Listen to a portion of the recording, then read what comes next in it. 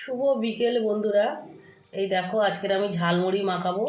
তো এখানে ঝুড়ি ভাজা বাদাম দিয়ে দিয়েছি, চেনাচুরটা এখনও দেইনি, দেবো।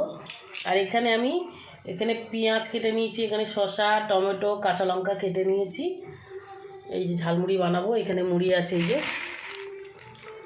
তো ঝালমুড়ি বানাবো বন্ধুরা। চেনাচুরটা এবার দেবো। তো বন্ধুরা এবার মুড়িটা ঢেলে দেবো।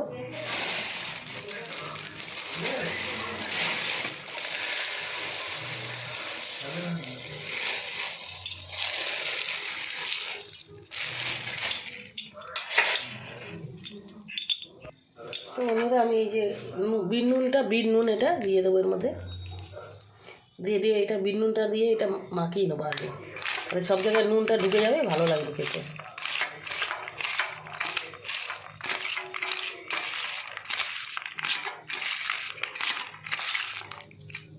এবারে এর মধ্যে দিয়ে দেবো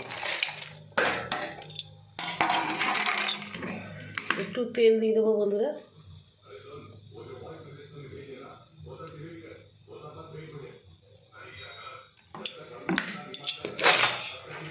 ভালো করে মাখিয়ে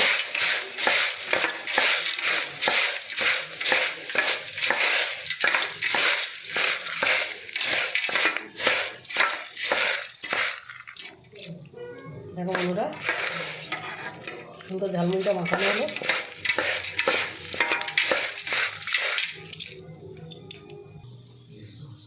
তো মুড়ি মাখানো হয়ে গেছে বন্ধুরা, খাবো। খেতে গিয়ে একটু কীরকম লেগেছে খেতে।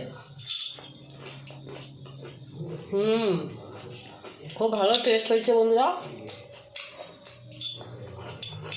আপনারা বাড়িতে বানিয়ে খাবেন, সকালে একটা বিকালে একটা টিফিন হয়ে যাবে এটা। তো বন্ধুরা ভালো লাগলে লাইক করে দেবেন।